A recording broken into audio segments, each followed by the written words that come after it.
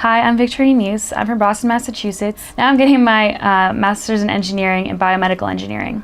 So in high school, I interned at the National Institute of Health for 2 summers. There I studied schizophrenia in relation to brain blood flow. So when I came to Cornell and found the Schaffer-Nishimura Lab where they studied brain blood flow in relation to Alzheimer's disease, there's a lot of connections between the two diseases. I thought it'd be a perfect fit.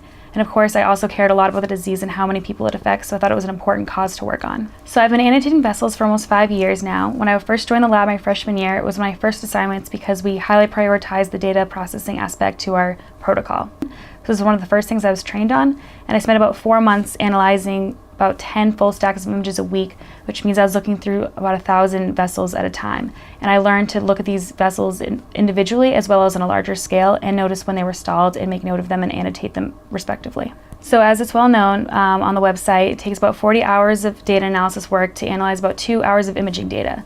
So if we could use all of our manpower here and just image our mice all the time and have the crowdsourcing platform take care of our data analysis, we could be moving through our data analysis process much faster and therefore get more publications out, make more discoveries, the quest for a cure for Alzheimer's disease. And we also use the ground truthing aspect of this platform where someone has individually traced the structure of the vasculature beforehand, which is how we create those green outlines, and it allows users to focus on one vessel at a time, which is a new aspect of data analysis because in the lab we have to assess the entire stack of images at one time. We can't just single out an individual vessel at once.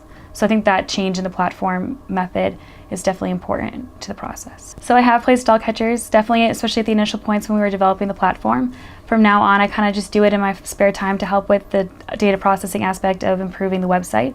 I like to check up on some of the forum questions to see what people are having problems with and try to make better calibration videos for everyone. I also use it when I train the undergrads in our lab. So that's a big aspect of my job right now is I'm training the new undergrads to come in and do the data analysis process here because we're not at 100% where we could actually move our whole platform onto this crowdsourcing platform. And therefore, I like to use this website in order to show small examples of what stalling looks like to the new undergrads in the lab. And I definitely appreciate it as a little intro into how the whole process works here. I am the curator and annotator of all the movies you see on the website. So all the calibration videos that you get a lot of the points for have gone through quality control by me, and I've individually picked out images that are best suited for the calibration process of our platform. I assess images by how difficult I think they are to find, and also by what kind of stalling they are. So as you've seen, there's a few instances of empty vessels where you can't see any red blood cells moving, but most often you see those black dots that aren't moving. So our lab actually works on a lot of different components of blood flow, not only in the brain, but also in the heart. I think there's a lot of potential in all platforms of imaging blood vasculature.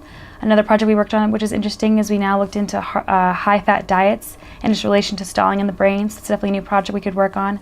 We also study stroke and epilepsy, so there's definitely a lot of potential for different diseases we could study with this platform. And I think it's not just limited to our lab, it's something that other labs could take advantage of in the future, I believe.